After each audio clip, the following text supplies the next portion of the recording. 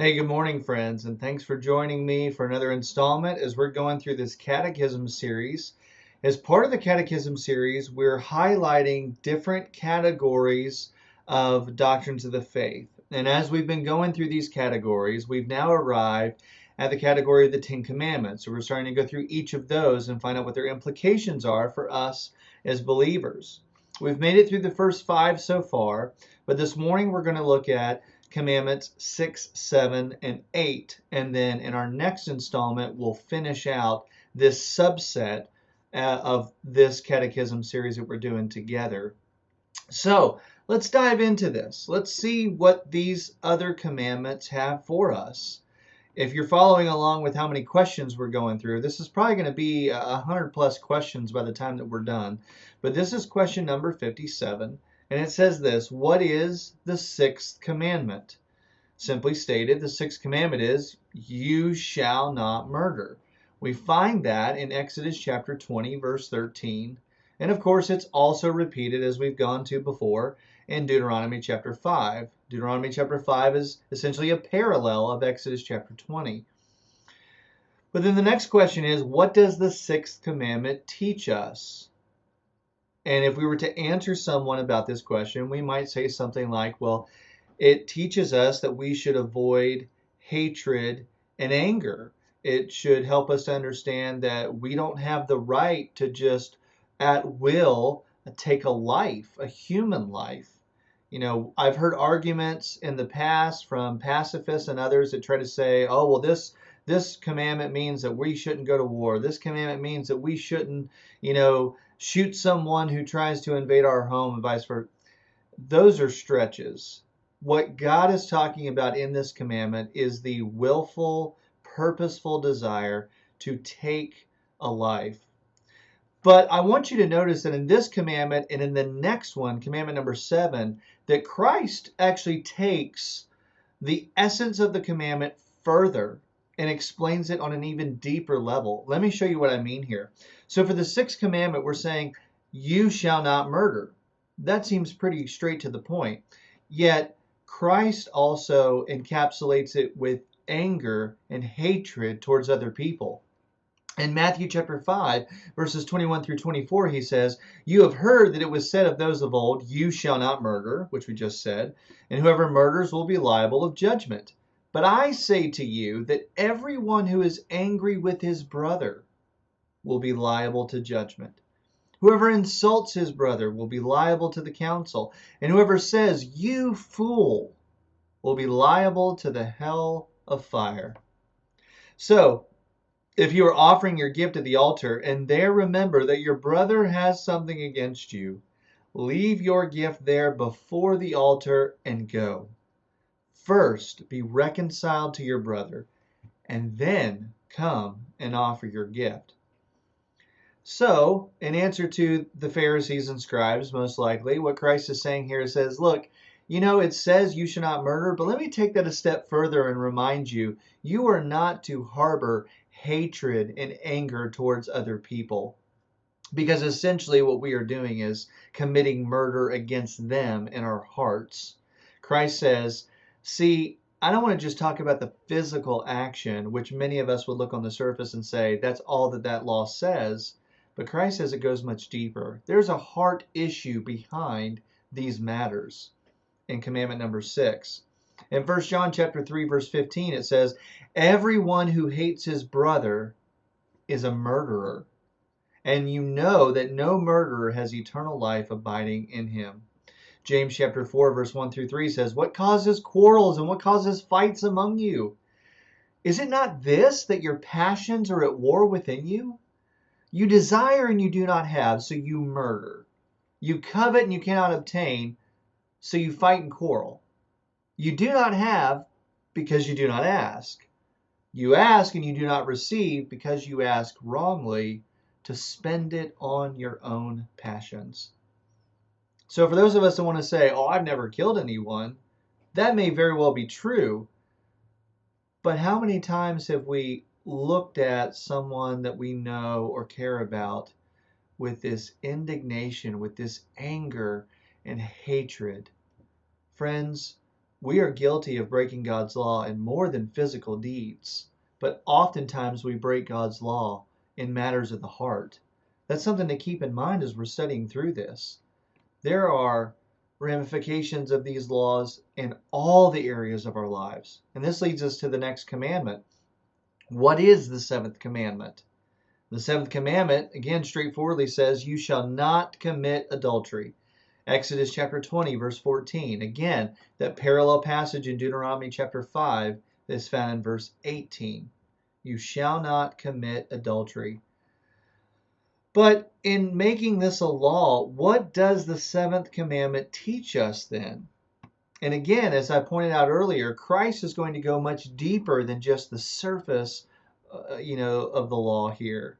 Just the physical ramifications that we should not have immoral sexual relationships with other people. That's married and unmarried. It's still adultery. What does God say here? What are we supposed to learn about this commandment? And one of the answers that we can give is that Christ is trying to teach us that we must be pure in our hearts, in our language, and in our conduct. Let me show you what I mean by that. In Matthew chapter 5, verse 27 and 28, Christ says, you have heard that it was said, you shall not commit adultery. True. But I say to you that everyone who looks at a woman with lustful intent has already committed adultery with her in his heart. Again, Christ goes further than just the physical action. We would look at that law and say, okay, hands off, right? I haven't committed any breaking of the seventh commandment. Yet Christ says, yes, you have. If we look at someone of the opposite sex with lustful intentions, then we've already committed adultery in our heart. Christ says, this is not just a physical problem. It's a heart matter also. In Ephesians chapter 5, verses 3 through 5, it says, but sexual immorality and all impurity or covetousness must not even be named among you, as Paul writes to the Ephesian church here. As is proper among saints, let there be no filthiness, nor foolish talk, nor crude joking, which are out of place, but instead let there be thanksgiving. For you may be sure of this, that everyone who is sexually immoral or impure, or who is covetous, that is, an idolater, has no inheritance in the kingdom of Christ and of God. In Philippians chapter 4, verses 8 through 9, Paul says here, finally, brothers, whatever is true, whatever is honorable, whatever is just, whatever is pure, whatever is lovely, whatever is commendable, if there is any excellence, if there is anything worthy of praise, think about these things. What you have learned and received and heard and seen in me, practice these things, and the God of peace will be with you. So finally, in our time together this morning, we come to the third commandment that we're going to look at in this devotion time, and that is the eighth commandment. What is the eighth commandment? And it is, as Exodus 20, verse 15 says, you shall not steal. Again, parallel passage in Deuteronomy chapter 5, repeated in verse 19. Okay, does that really require explanation, you might think? You shall not steal. Got it. Well, let's talk about that for just a second. What does the eighth commandment teach us? Well, on a surface level, we might say that we shouldn't take things from other people. Yes, that is true. And that could be something small or something large. The size of the object is not important. The matter is the intention and the act of taking something that isn't yours. But can we go further with that? Does the eighth commandment teach us more than simply to keep our hands off of someone's stapler or car or object that we see as valuable to us that we would like to have and think, they can live without it? Well, actually it does. What the eighth commandment is really trying to teach us, more than just simply not trying to thieve things from other people, is that we must be honest people in all of our affairs.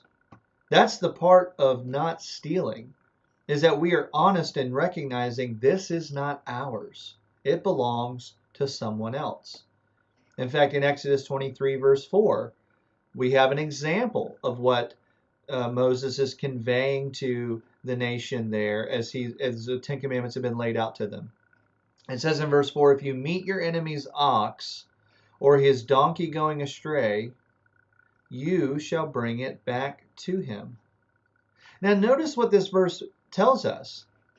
It doesn't say if your friend, if your family member, all of these would be kind of, oh yeah, natural responses for us. Hey, that's my friend's animal. That's my neighbor's animal. That's my family member's animal.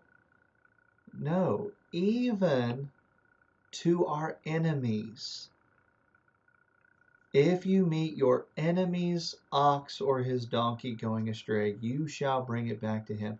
It goes right along with what the New Testament tells us about repaying evil with good, about heaping coals on our neighbors' heads, on our enemies' heads, that we do not retaliate in kind, but rather we are kind to them, considerate, loving, compassionate.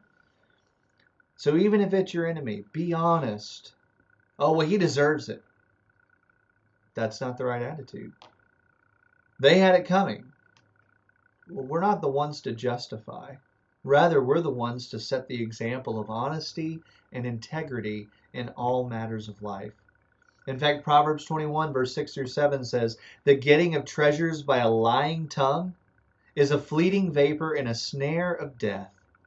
The violence of the wicked will sweep them away because they refuse to do what is just.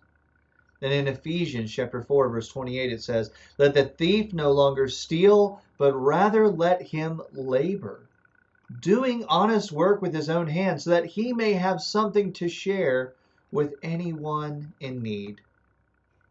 So, as we've continued to look through these commandments, we've seen this morning commandments 6, 7, and 8. And especially as we've looked at 6 and 7, Christ says that these are not simply superficial matters, they are matters of the heart. So we have to ask ourselves, are we breaking these commandments in our attitudes, in how we're treating other people? Are we being dishonest in matters of life? Are we looking at others with ill intentions? Are we harboring hatred in our hearts towards someone? We may not have killed anyone. We may not have committed the physical act of adultery, but we can still commit those acts, as Christ said, in our hearts. And does our life honor Christ by being honest in all of our affairs? Friends, these are the implications for us in today's world that the Ten Commandments continue to resonate with us about. And so I hope that helps you understand them just a little bit more today. And I'll look forward to sharing Commandments 9 and 10 as we wrap up this subset of our series next time.